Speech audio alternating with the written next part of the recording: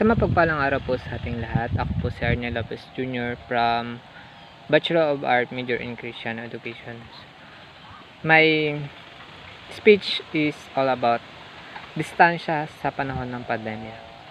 Ano nga ba yung distansya para sa atin? Marami yung mga tao na humihiwalay or maraming mga tao na nagkakaroon ng distansya dahil sa pandemya. Meron yung tao na dati na nagkahiwalay bago pa man yung pandemya. So, ano nga ba yung distansya? Distansya ay paghihiwalay or isang kilos na isang tao upang maghiwalay sa isang posisyon or isang galaw. Dito, pinapadama ng bawat isa yung minsan yung puot or minsan ito'y tumutukoy sa kaligtasan ng bawat isa. Distansya din ang nagsisilbing instrumento ng bawat isa upang hindi nila kuha yung talagang masakit na nararanasan ng bawat isa. Minsan, yung distansya na to yung nagliligtas at nagbibigay sa atin ng puwang upang yung sana na makakamtan natin ay hindi dahil dun sa distansya na ginagawa natin. Distansya din ang nagbibigay sa atin ng solusyon upang makipag-ugnayan din tayo dun sa iba. Kahit na may distansya na balakid, nagkakaroon tayo ng pagkakataon na makausap at makipagkomunikasyon sa bawat isa dahil sa makabagong teknolohiya. Dito, pinakita sa distansya ng pandemya na hindi dahil meron na yung virus, meron na yung kumakalat na bakterya or virus sa ating mundo, hindi na tayo pwedeng magkita, hindi na tayo pwedeng magtabi. Pero dahil sa teknolohiya at mga strategy na ginagawa ng mga gobyerno, nagkaroon tayo ng iba't ibang klase ng mga strategy upang ipadama natin na kahit malayo tayo, kahit may distansya na balakid sa atin, nagkakaroon pa rin tayo ng pagkakalapit sa puso. Dito, kahit na malayo tayo, maaari tayo makipag-usap sa pamamagitan ng mga makabagong komunikasyon. Katulad na lang dyan kapag noon, dati, nung meron pang pasok or meron pa tayong maaari pang pumasok ang mga bata sa paaralan, maaari tayong makipag interact sa mga kapwa natin estudyante. Pero dahil sa pandemya, nagkaroon tayo ng distant learning or yung tinatawag na hiwalayan ng mga yung malayo yung dapat na pag-aaral ng estudyante dahil doon sa pandemya. Dahil din sa distant learning, maraming mga teknolohiya at mga strategy ang na-develop at katulad na lang dyan yung noon, ang Zoom is latid lang siya sa kunting tao. Pero dahil sa development at needs at pangailangan ng tao, ito'y na-develop at napalago ng mga developer. Dahil dito, yung distansya na dapat na magkakaroon ay unti-unti tayong pinaglalapit dahil dun sa komunikasyon. Minsan nga, napaisip ako, bakit hindi na lang tayo bakit hindi na lang natin kausapin yung malayo sa atin? Katulad na lang yung mga kamag-anak natin na sa abroad.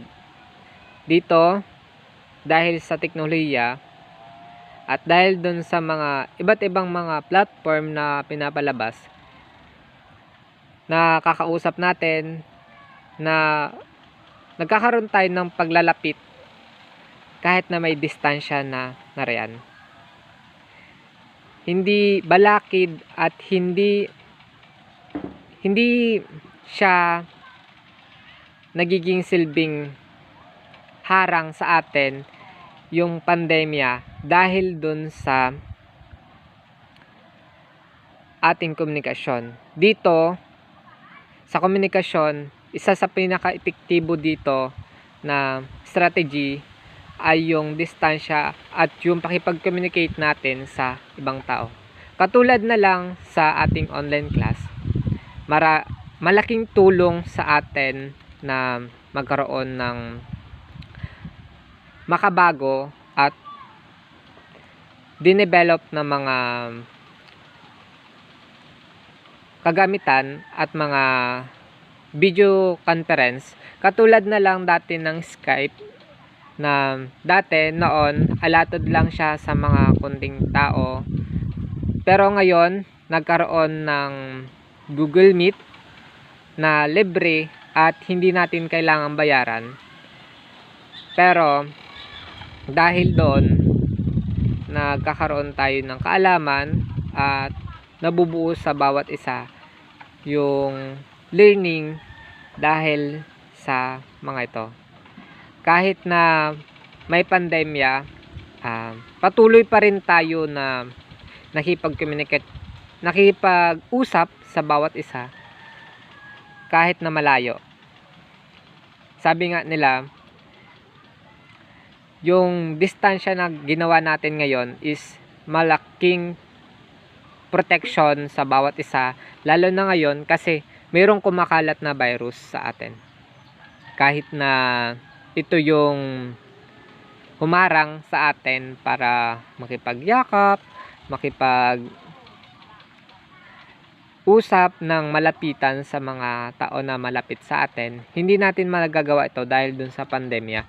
Pero dahil sa mga bagong komunikasyon, bagong mga dinevelop, mga bago at mga kakaibang mga strategy na ginawa, nagkaroon tayo ng malapit kahit may distansya tayo na humaharang sa atin.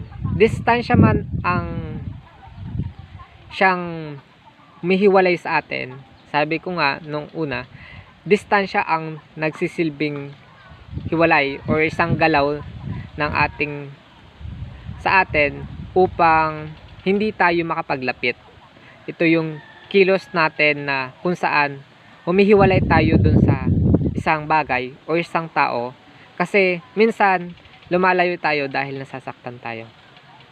Hindi lang sa pandemya na to na didefine yung distansya, kundi minsan nadidefine din natin yung tinatawag na long distance love or yung malayo yung natin, mahal sa buhay, na merong distansya na namamagitan sa atin kasi malayo siya sa kung talagang nasaan tayo. Kasi minsan nandyan yung miss, nandyan yung pag-aalala, nandyan yung pangailangan ng bawat isa, pero wala tayo doon kasi meron yung distansya na nangyari. Pero dahil nga sa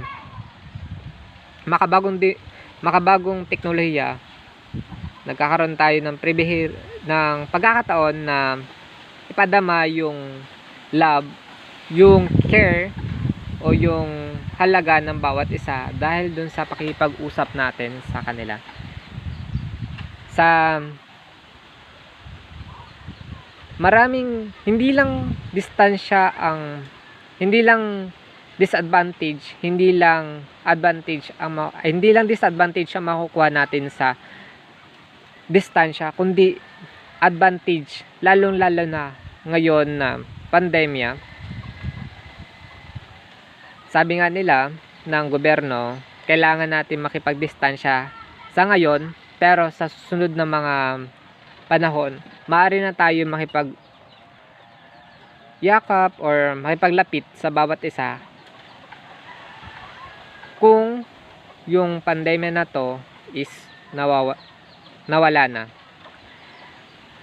Ito yung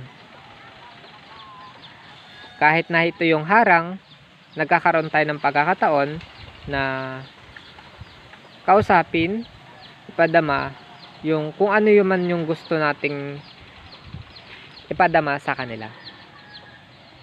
Ang pandemya na ating nararanasan ngayon ay hindi yan permanente na nandyan. Hindi permanente na